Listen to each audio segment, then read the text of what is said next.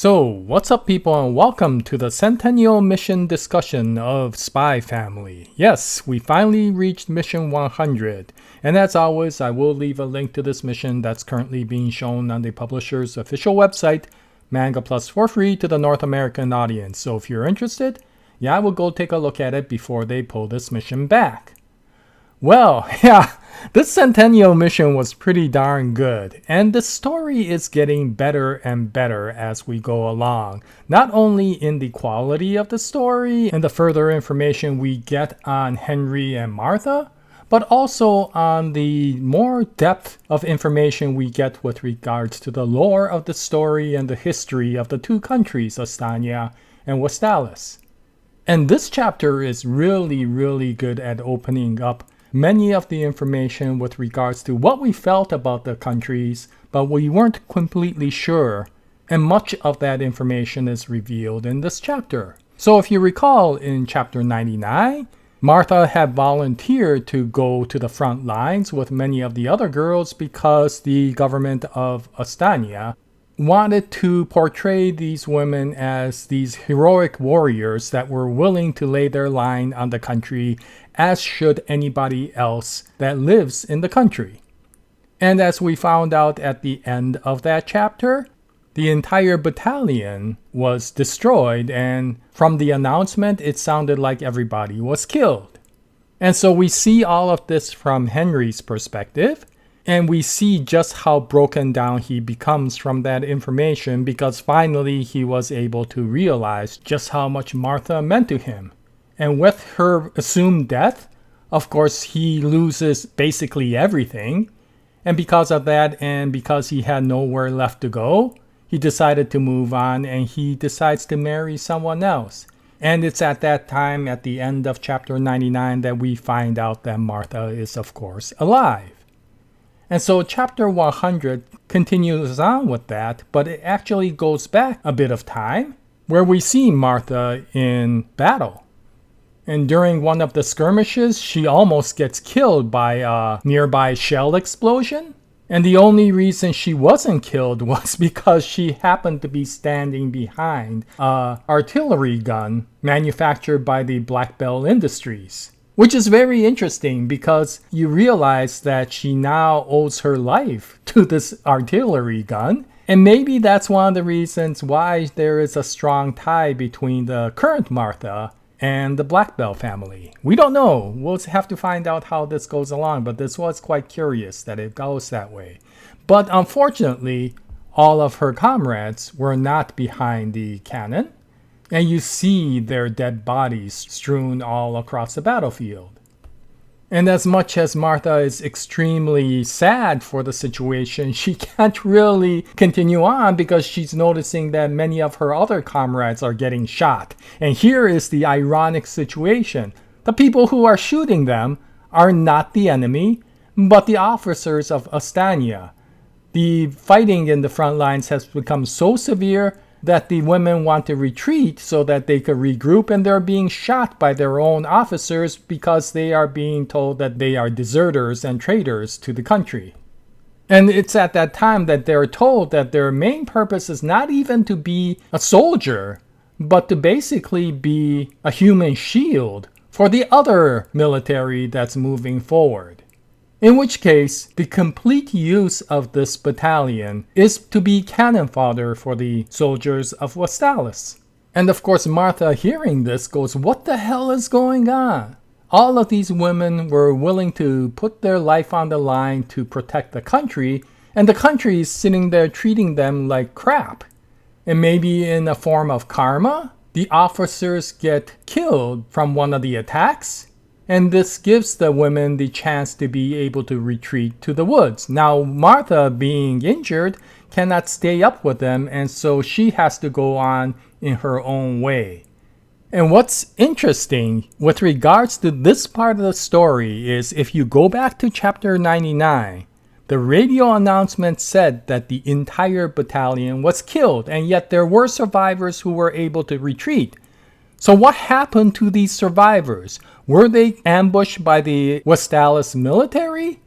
Or were they possibly killed by their own army? because they did not want the public to find out that they were being used as human shields. It's hard to say. Maybe they were worth more dead by turning them into martyrs than alive and trying to support a group that can no longer fight. In this particular situation, as gruesome as the latter explanation may be, the way the country was acting, you almost feel like that is the more probable cause. But in any case, we don't know what happens to the battalion because Martha goes off by herself, and of course she's doing everything to get back home, back to Henry. And it's at that time that she gets spotted by the enemy forces. And although they notice that she is a girl, they do not hesitate and they go after her with deadly force. And from the image that you see here, it almost feels like these are heartless soldiers of the enemy. But you have to understand that these are the Westalis forces. These are supposed to be the good guys, right? These are the military that is backing up Agent Twilight in the current era.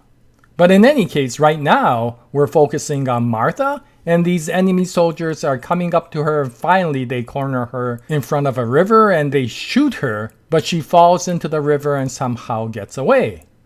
And the next time she wakes up, she finds out that she has been all bandaged up and is being taken care of by a lady named Annabelle. And she doesn't know where she is, and of course she asks, and Annabelle answers, "This is Westalis, Miss Ostanian soldier." And of course this makes Martha extremely anxious, and Annabelle answers, "Look, nobody's gonna hurt you. If I wanted to kill you, I would have done it already. My dog found you out there, and so I took care of you. That's that." And so although the woman was quite cold, she turned out to be somebody who basically saved Martha's life. And later, as Martha got better, she wanted to get out of the medical gown that she was in. And so she asks Annabelle if she could get her uniform back. And Annabelle answers it was in such bad shape that there was nothing to save. And so Annabelle suggests for Martha to take her daughter's clothes and wear them because they should fit. And Martha wonders, is that okay? And Annabelle answers, don't worry, she won't mind. She passed away last year in the war. And the cruel part of this discussion is, she continues on, her right leg was the only part of her that made it home. And this was such a chilling revelation. I mean, this reminded me of scenes from Attack on Titan episode 1. You remember when the mother receives the arm? And I could imagine Annabelle having the same shock and expressions as that mother during that first episode of Attack on Titan. So this is getting to be extremely dark, but you kind of expect that because, of course, Tatsuya Endo's trying to pull no punches when he talks about this war. And so Martha is starting to understand Annabelle. She may be a cold person, but there is reason for her to be cold. She lost her daughter in the war. And yet, considering that situation, here she is helping out Martha. Now, we don't know what reason, but there is always the possibility that maybe her motherly instinct still came in. Even if Martha is from the other side, maybe she reminds her of her daughter, and because of that, maybe she wanted to take care of Martha. I don't know. But in any case, it was lucky for Martha to meet Annabelle. But as things go on, it becomes very dangerous to remain in her house because the Ostanian soldiers are closing in and burning the houses of many of the inhabitants nearby. And so there is a tremendous amount of hate and rage expressed against Ostania. And though Martha apologizes for the situation, Annabelle is actually upset over the fact that she was even in the war. She mentions to Martha about how Ostania is using the women in the front lines of the military, and she answers what a pathetic country your country is. And of course that brings Martha to her tears because she is a very loyal person to her country. And she was saying that it wasn't as if she wanted to go to war, but she felt that it was necessary to stop the tyrannies of Westalis. And now all she wanted to do was go home. And so Annabelle says that it might be better for her to do so. She is well now, so why don't you leave? and pretend like we've never met. And Martha says, okay, I will leave tonight. And so she leaves in the evening, saying goodbye silently to Annabelle and her dog. And as she travels through the dark forest, she makes a promise that she will definitely get home. And when she starts getting hungry, she realizes that in her backpack, there was a bunch of food and a scarf that Annabelle has been knitting for the past several days, which turned out to be for her, and a map to help her go home with the statement, "Go home," at the top of the map. And she realized that all of this was Annabelle's support to make sure that she got home safely. And so in her mind, she says, "Dear Henry," as if she's writing a letter. She was mistaken because West Alice has a beautiful night sky, delicious bread, and really kind-hearted people. And when I get home, I will have so many stories that I would like to tell you. So in her mind, it is Henry that's driving her to survive, and it will probably be her desire to see him that brings her home. Which of course leads to the irony of what we expect to happen in the future, and it will be a sad event. It may happen in the next chapter or the chapter after that, but it is going to come up soon. But this was a really beautiful story in that it showed both sides of the war and the dark and the light parts with regards to that. Within all that darkness, you could still have people who have heart.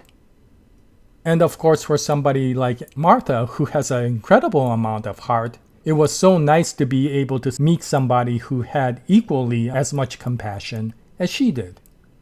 But what this chapter told me is something that changed my mind from the last chapter. If you recall in the last chapter, I said, well, eventually Martha will come home because they made her into a hero. They will probably put her on the pedestal and use her as a reason for the military. But now it may change, because if they killed the ladies in that battalion because they didn't want the news with regards to how the Ostanian military killed their own soldiers, then it might become problematic for Martha to be alive. And yet, probably when the mass media and the public finds out that she is alive, there will be nothing they can do except to welcome her home, because she is a hero.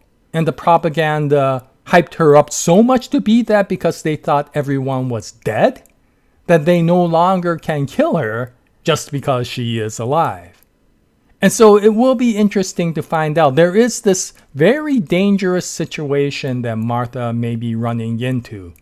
And it may require people like the Black Bells to be able to bring her through that situation. Maybe also Henry, I don't know. But whatever the case, she is alive now, so whatever the situation that happens in the future, she will survive it. And it will be interesting to see what goes on in the future chapters. And once they come out, I'll bring out another video, and I hope you join me at that time. Now, one thing that I found that was very interesting with this chapter is the comment section. There was so much hate with regards to this chapter, I was floored. I thought that this chapter was wonderful, and it really kept on bringing this story forward and helping to strengthen the world building and the lore as well as the character building with regards to two very important support characters. But there were so many comments with regards to how Tatsuya Endo was wasting all this time on stupid stories like this when he should be focusing on the real important stories. And one particular commenter I remember put all of his comments in capital letters saying to the author, "What the heck are you doing putting out this useless sort of stories? I want to see Damiania. That's the only important thing that we need to see. Stop wasting all of our readers' time on stuff that none of these readers want to see." And the only thing I could say is, I don't know about anybody else, but I really enjoyed this chapter. I'm very happy that Tatsuya Endo went out of the way to write this story, not only for the understanding and the very empathetic story between Martha and Henry, but also to understand much more with regards to what these countries of Westalis and Ostania were like in the past, and how that may be tied to Operation Strix, which is the main part of the story for me. I like Damiania's relationship, but that isn't the central part of the story for me. The central part is still Operation Strix and how this mission will move along. And so, yeah, if you read it, what you think about it? Do you feel that this is a waste of time, or did you find that this story was quite useful and very heartening?